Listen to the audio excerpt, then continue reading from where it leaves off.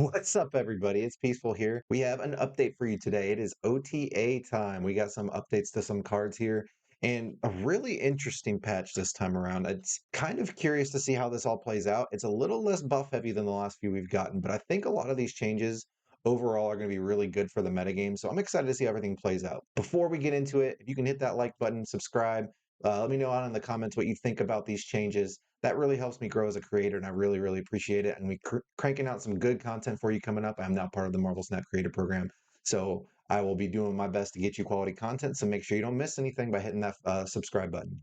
All right, first up, I wanted to go over the buffs because everybody likes buffs better, right? So let's talk about this first buff here. This buff is to our boy Doom. Doom is back, baby. Boom bots are going back to five power units. This is I mean, I'm going to be honest, I love it. I think one of the things that people forget sometimes is context. When they did this nerf initially, lockdown decks were one of the best decks in the game, and they were running Doctor Doom to basically um, come back and win those locations that they've locked you out of with something like Storm. And it had created a pretty toxic metagame. So I think at the time, this nerf made a lot of sense, but since then they've changed Spider-Man, so now you don't have that Spider-Man to lock down a lane on turn 5, and they've really overall the metagame's a lot healthier than it was at the time that this change was made. So I actually think that this is just a perfect time to put Doom back to his former glory. Back when Doom was a 6 energy 5 power card with 2/5/5 boombots, he was one of the best cards in the game. I don't foresee that changing now. But one of the things to remember is he gets a lot better when there are lockdown style decks in the game, which there are not a lot of right now. Really, it's just, Thanos Control that likes to use Professor X, which this isn't even that good against. So keep that in mind. I think you'll see Doom around. I don't think Doom will be as prevalent as he was before his last nerf. So I'm excited about this change. Next up, we got Lady Deathstrike. So Lady Deathstrike is going from a 5 energy 3 power card to a 5 energy 4 power card. They said in the patch notes that they were cautious to release her too strong because of how toxic it could be for the metagame. And I agree with that. I think this is a nice bump just to see if she can find a spot in the metagame where she's healthy. But I think this is a nice bump because it kind of puts her in a spot where we can see if she's good for the metagame, see if she helps with some of these super powerful decks. One of the things that I was talking about with a friend of mine is now, Forge into Lady Deathstrike clears an entire Brood location a lot of the times that those Brood Absorbing Man decks are putting out, and that's a really powerful counter for people to have for what's going on in the metagame right now. Now, do I think Deathstrike is suddenly going to be OP and going to be in every single deck? No. This is a nice bump. It's a nice little tweak to give her a little bit more playability, but I still don't think this is a super great card. It's a tech card.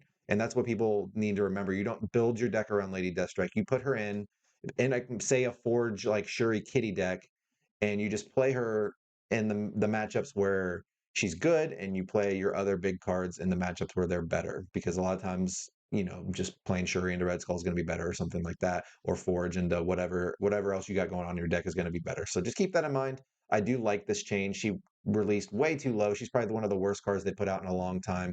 I'm excited to see this change. Next up, we're going to get into the nerfs. No one likes nerfs nearly as much as they like buffs, but I do think the nerfs that you're going to see here in this video are healthy for the metagame. This first one is to Captain Marvel. Captain Marvel was recently buffed from 5 cost 6 power to 4 cost 5 power, and developers feel like she came out a little too strong. I tend to agree. It almost became just too free. You could just play Captain Marvel, and it was just bound to get you a win in one of the other locations as long as you put out enough power. I think this is a really good, necessary change. I don't know if this is the final spot she should end up in, but I do like them, being willing to take these risks, make these changes, and then when they come out maybe a little too strong or they don't quite work out, changing it again to get it into a healthy spot. So I personally think this is a perfectly fine nerf. It's kind of funny to see it come now that Absorbing Man Brood decks are sort of taking over the metagame and they just naturally counter that move deck. But the deck was too strong for a long time, and as they've told us before, the patch notes have to be in by a certain time, and the Broods deck has really just come up in the last week. So I don't really fault them for not hitting the Absorbing Man Brood deck yet. I expect we'll see that in the next OTA patch. But I do think this was a necessary change. Captain Marvel was just too strong as a 4 cost 5 power, especially with Zabu in the metagame. Next up, Legion enjoyers are in shambles right now. Legion going from 8 power to 7 power. This is actually, for those of you who keep up with the data mines, this is what Legion leaked as. When we first saw Legion, he was a 5 cost 7 power with the same ability he has now, which is to change all locations to the one he's at. And it's funny because I remember they even talked in the patch notes how they bumped up his power just a little bit at the last minute because they were worried people weren't going to even try him because people were thinking it looked too weak. And then, as we all know, I've said many times that this is the card I've been most wrong about since I started playing Snap. I thought this card was garbage. I could not have been more wrong. This card was just good. It is honestly at 7 power still good. All right, it's still good. It's not as auto include as it was before, which is exactly what they want. If you remember when they were tweaking Arrow over and over and over again, trying to get her to a healthy spot, that was the reason they listed, is that they didn't want Arrow to be the default 5 cost in every deck. Well, guess what Legion's been since he came out? The default 5 cost in every single deck. So this is a good change. It opens up space for things like Lady Deathstrike and for other 5 cost cards to maybe see play in certain decks where their synergies make more sense than just having this very overall just uniquely powerful card. Now, that said, Legion's effect is still really good. All right, we're still going to be playing him. He's not going to disappear from the metagame, but you will see him less because part of the reason that people included him in everything is it really was just free. It gave you all this utility and free wins with certain locations that, and at the cost of, oh gosh, paying 5 for 8 power, which is just a pretty good rate. So this puts him in line with other 5 costs that we have in the game that people play just for certain synergies, like Black Bolt. So I'm happy to see this change. Next up, this one's going to look weird to a lot of people, but I think if you think about the context of the metagame and the context of the cards Rockslide is played with, this is going to make a ton of sense. Rockslide is going from a 4 cost 5 power to a 3 cost 3 power. So hold the surfer jokes to yourself. This is not going to be played in surfer decks, I wouldn't think. As nice as it is to put rocks in people's deck, it's really not the reason people played Rockslide, right? Like you played Rockslide, yes, because it puts the rocks in people's deck, but what's the reason you want the rocks in people's deck, right? It's Dark Hawk. It is the Dark Hawk synergy that gives Dark Hawk that extra 4 power and just makes your Dark Hawk able to dominate a lane. That is why people were running Rockslide. And the synergy with Zabu, Rockslide, and Darkhawk is exactly what they listed as the reason for making this change. They felt that Rockslide, Darkhawk, and Zabu, the whole package was basically eliminating the diversity in the Zabu package, right? There's a lot of other cool things you can do with Zabu, but none of them are as good as Rockslide and Darkhawk.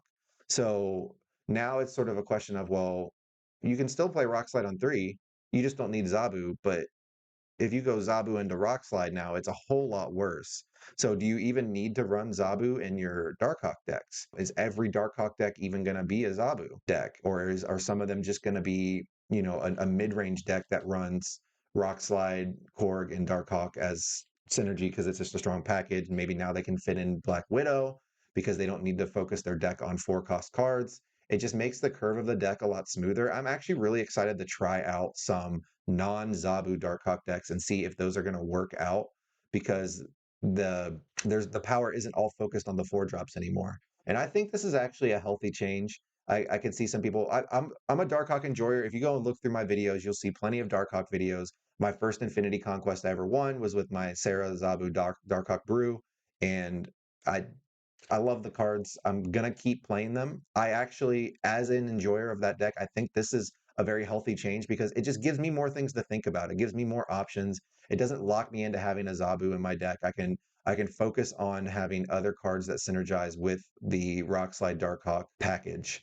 And that's a good thing for the game. Like I cannot emphasize enough. A lot of the changes recently have given me a lot of faith in Second Dinner because they've been focused on creating deck diversity. And if you look at the metagame right now, you can complain all you want about Silky Smooth and the Absorbing Man Brood decks kind of dominating, but there's a lot of viable decks. I got 2 Infinity Conquests, as a lot of you know, with my Thanos ongoing deck that was focused on countering the metagame. When you have a wide variety of decks in the metagame, it rewards people for building their decks in creative ways, and this is exactly what this change encourages.